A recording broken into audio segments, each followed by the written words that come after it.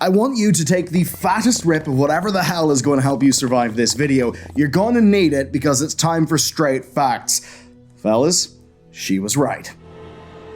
This world is a prison.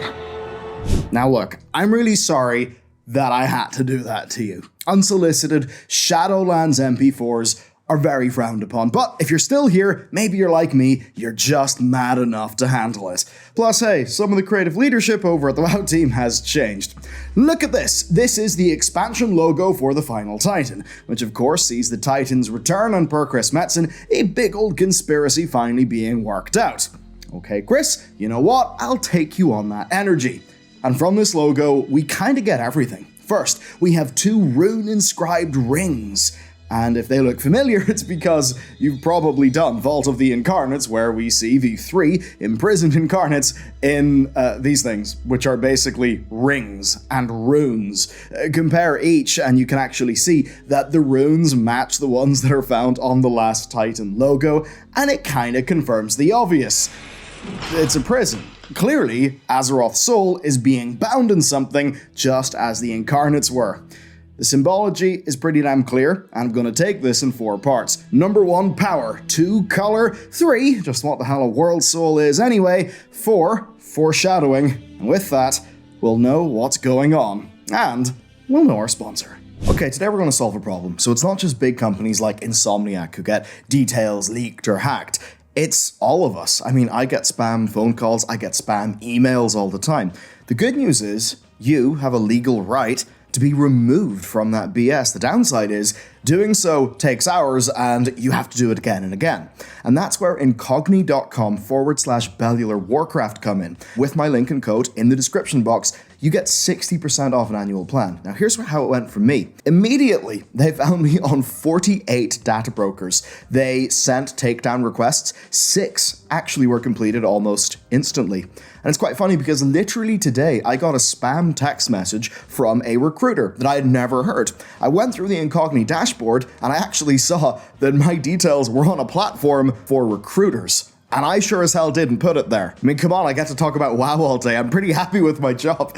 Now, while I don't know 100% that text was from that platform, the point is, it came somewhere and all these data brokers have my info. But it's not just small annoyances, and in most cases, it's not even your fault. Do you remember the Equifax data breach? Or even more recently over in America, Comcast Xfinity had 35 million accounts be breached. Brokers hoover up all that stuff and they trade it. People can find you real easily, especially in the States, on sites like Bean Verified, which is creepy as hell. And even if you do a takedown request yourself, which takes ages, your data just pops up again. So what Incogni does is it takes your data down, keeps your data down by rescanning the brokers over time, and it does all this stuff automatically. I just recently gave him a shot. I'm real happy with my experience, and at incogni.com/Bellular Warcraft, just click that link down below, you'll be able to get a 60% off discount for an annual plan. You're gonna notice a theme here, right? Incarnates trapped in rune rings. It's kind of small. Azeroth also trapped in big runic rings. Very, very big. What we repeatedly see is the small echo the large. It's almost as if they're doing this thing that they call foreshadowing. Now, answer me this. What the hell do you think Razageth was doing in the Azure span? Liz kind of bungled the telling of this one, so here goes. Her ultimate target was this place called Vakthros, and by the campaign's end, she assaults it. Want to know why? Well, travel to the top of the tower and you find this stone, and on that stone is a set of orders from Malygos, and if you're a newer player, Malygos is the old big boss of the Blue Dragons. Now, per this stone, Vakthros is Malygos' final work. It's keyed into every major ley line in the Azure span, and it is enchanted to, quote, power the nearby vault. Trivia moment. So, the Azure span actually used to be the final zone of Dragonflight, and Vault of the Incarnates used to be in the span. So maybe the flavor text of that stone didn't get updated since that was changed, because the vault is hardly nearby as is stated on that stone, but it kind of doesn't matter because, well, this is what Razageth says and does. I may not be able to destroy this tower, but I will have my prize! Yeah, so clearly she leaves feeling victorious. It's very obvious that with Vakthros being disrupted, that the vault will be vulnerable. It's just there in what she says.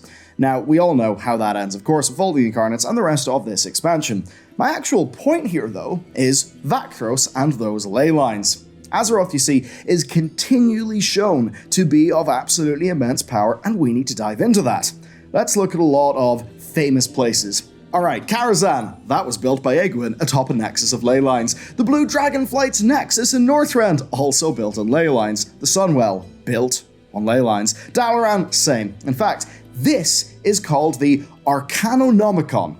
This is a map of Azeroth's ley lines, and it was gifted to Malygos by Norgannon, Norgannon being one of the big smart titans. And of course, the titans would really need to know what's going on with Azeroth. I mean, if they didn't know her wiring, if they didn't know her ley lines, how else would all of their machinery work? And that machinery is where stuff starts to get interesting. This is the engine of Nalak Shah. It spans Pandaria, and it seems to just be a big old engine that uses arcane energy. That's certainly what it looks like whenever we fire that sucker up in battle for Azeroth to power up the Forge of Origination. Okay, there's that. For another example, here's the Temple of the Moon. Later on, it would be called the Tomb of Sargeras because it's where Egwene defeated the Avatar of Sargeras, and much later on, a sort of shade of Egwene told us that it was built atop something very powerful. We don't actually know what that is, but when we took that elevator down in Legion, I mean, I don't know about you, but I certainly did not expect the Temple of the Moon to actually be a Titan installation.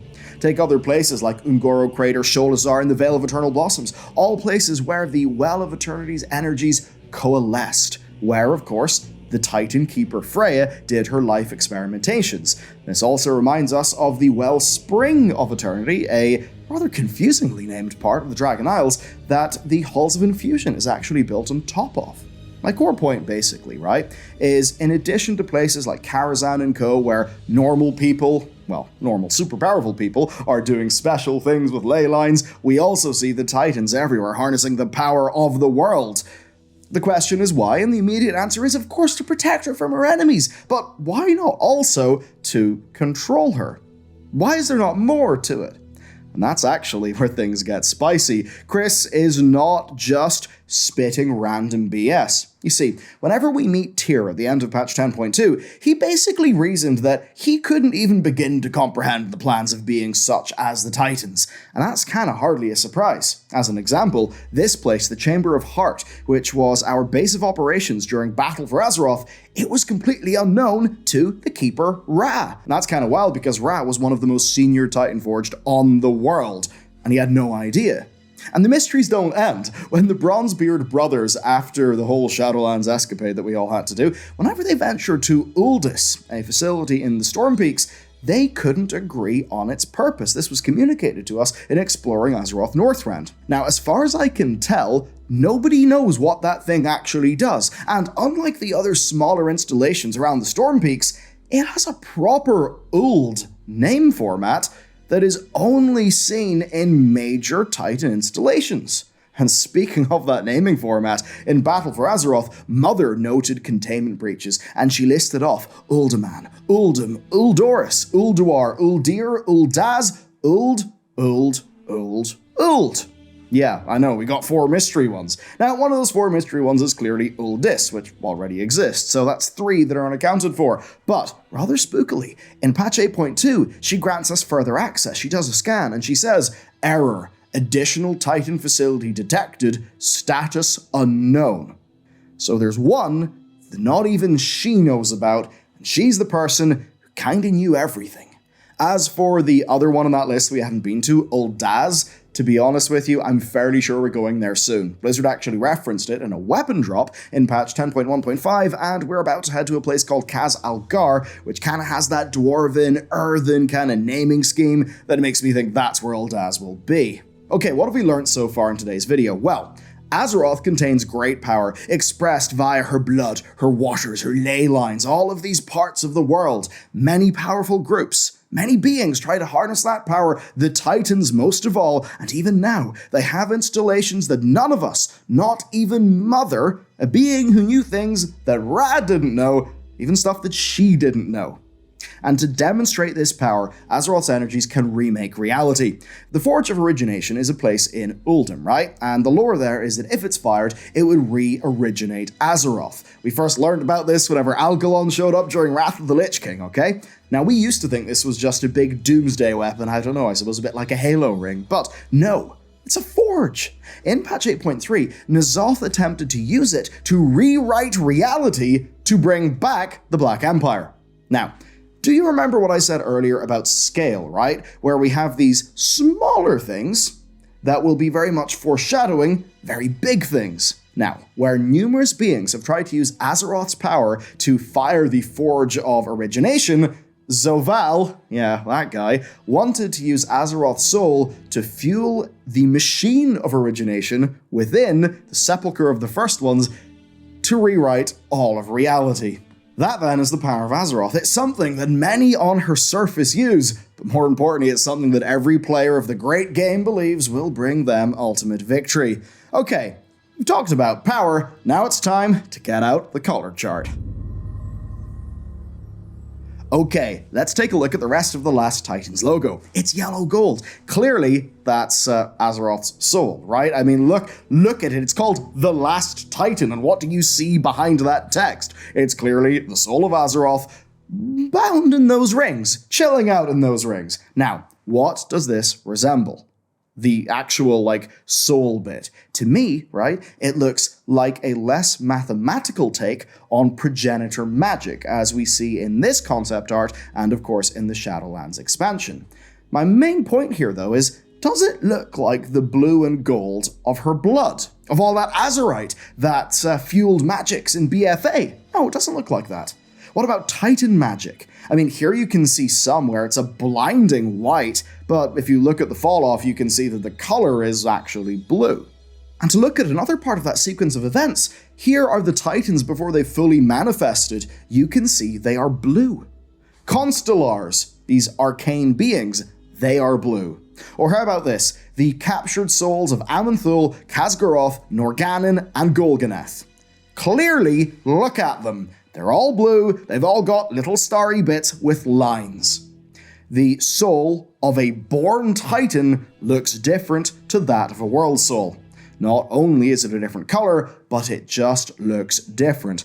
And I ain't talking about the logo, because when Anduin literally sees the soul of Azeroth, it looks like this. It's almost entirely yellow at the core. There are little flashes of blue at the extremities, but the point is, it does not look like a Titan World Soul as we've seen them. And there's no way that's just because this is in a big fancy cinematic, because at the end of the day, all the little stars and the lines, those would look awesome in a cinematic like that. No, clearly the art direction here is different because that soul is different to what we've seen with the Titans.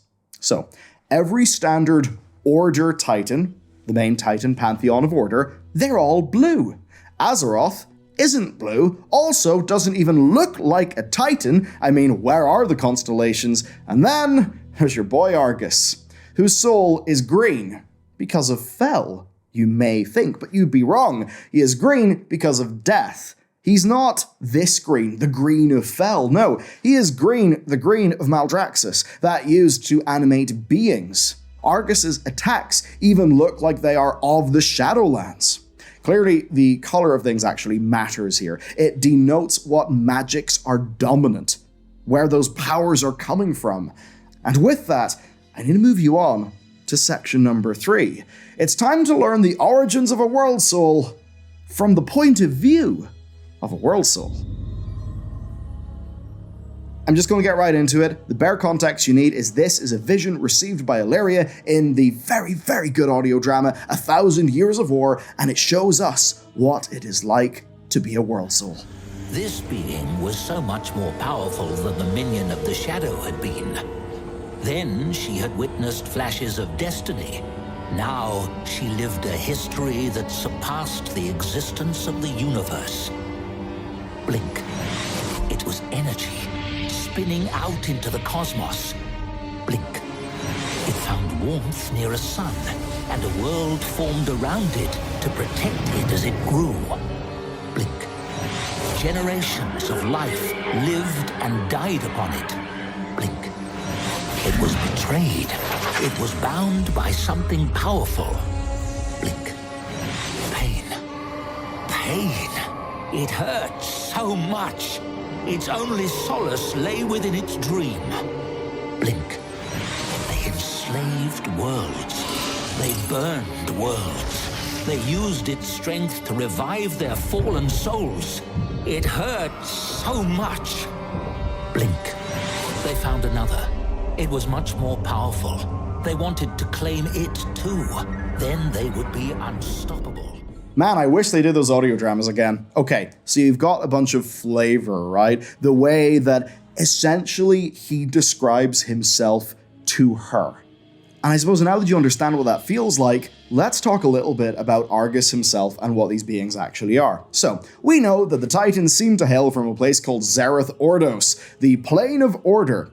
But whenever Argus died, he didn't go there, he went to the Shadowlands. That's because, while he was, everybody thought, all infused with fel magics, actually, he was truly infused by death magics. And that meant that when he died, he went to the Shadowlands, breaking the Shadowlands. What's my point? Well, my point here is about to be explained. Part 4, Foreshadowing. At the top of the video, I talked about small things that are very much foreshadowing and preparing us for larger things, repetitions of a theme, a massive idea made relatable by something a bit easier to grasp our minds around, say Tyr and the Aspects imprisoning the Incarnates, then Aman'Thul and the Pantheon doing something to Azeroth, as is suggested by the Last Titans logo. So, I suppose you'd like to know what they're doing to her. Now, Azeroth is the only world soul who has never been directly reached, it would seem, in a way where there was a total victory by the Titans. Now, you may have thought that Argus was originally claimed by the Legion, but that's incorrect. The Titans ordered Argus long before Sargeras turned against them. Just like Azeroth had Azerite, Argus had Argonite. It had its ley lines that the Draenei, of course, named the Eredar back then, used to get their society to great heights. But anyway, at the very heart of the world was a Titan temple that would eventually become known as the Burning Throne. So they ordered that world, they did whatever they did with Argus, then, rather than have Argus wake up and just, be a big Titan boy, they went on their way. Clearly, it just takes some time in the oven for a Titan. Anyhow, Argus was later infused with all this death magic by the Nathrezim. That's why he went to the Shadowlands. And my point here is kind of simple. These beings can be infected, infused away from their base state. And this is something we've seen happen at a smaller scale. Azeroth had mighty elements. Elemental drakes formed from those elements, and eventually primal dragons came into being from those elemental drakes. Ones that looked like this, and of course the big scary version of them is the primal incarnates. But one day the Titans show up, right? Much things happen, Tyr and his mates solve the problem of Galakrond, and the Halls of Infusion, a part of Uldoros, are built. Now these halls infuse the waters with the energies of the Force of Order. Those big aqueducts you see in Valdrakken, they lead water that has been infused with order to the ruby life pools, so that through the influence of that order, rather than turn into proto-dragons, those eggs are dragons, the sort of smooth beings that we know, not the scraggly, natural, savage dragons that, of course, the proto-dragons are. Now, Tyr led all of this stuff under Odin's orders. Alexstrasza went along with it, and this whole, infusing the eggs with, the force of order to make the dragons different, that kind of kicked off the whole Scaleborn War. The likes of Farak and Viranoth were not a big fan. But the core takeaway here is you can infuse beings, in this case beings that hail from Azeroth's own elements no less, and by doing that, you can change their form into one that suits you. We've seen it be done with Argus. Argus, who turns from seemingly ordered Titan World Soul to the stage where there is a temple with the World Soul in it that, then eventually turns into Antorus. So obviously the Titans got pretty damn far with him, and they didn't have to contend with all the problems that Azeroth faced with the Black Empire and all the old gods being stuck in the world, which I think means that the Titans never truly got to Azeroth. So, is this what the Titans are actually doing? This is when I think back to Chris Metz's talk of conspiracy, and I think of all those machines in Azeroth. It's pretty damn clear. The Titans want to turn Azeroth into one of her own. Not because they're evil, no, but because they think a good, ordered cosmos is best. That's why Aman'Thul was furious over Elune here whenever, Elune slipped a branch of a special tree over to her lover Aenar, the Titan, and then Aenar planted it in the planet, and then Aman'Thul's basically just like, bro, do you know what weeds are? And then he destroys it. And it's that drive for order that is why they imprisoned the old gods, why Aman'Thul destroyed Elune here, why, fundamentally, they do everything. And there are certainly hints, because you know that Forge of Origination I talked about earlier? One of the things that it does that doesn't involve, re-originating the entire world and killing everything on it is to stabilize and fortify the world soul of the planet. Now, stabilizing, fortifying, supporting, that sounds exactly like what the Halls of Infusion are doing to the waters that went into those dragon eggs. Okay, Chris Metzen, maybe I'm onto you, maybe I'm not. Either way, it seems like it'll be quite the ride. If you want more of that juicy lore, check out this video next. Thank you for tuning in. Have an awesome day. I will see you next time.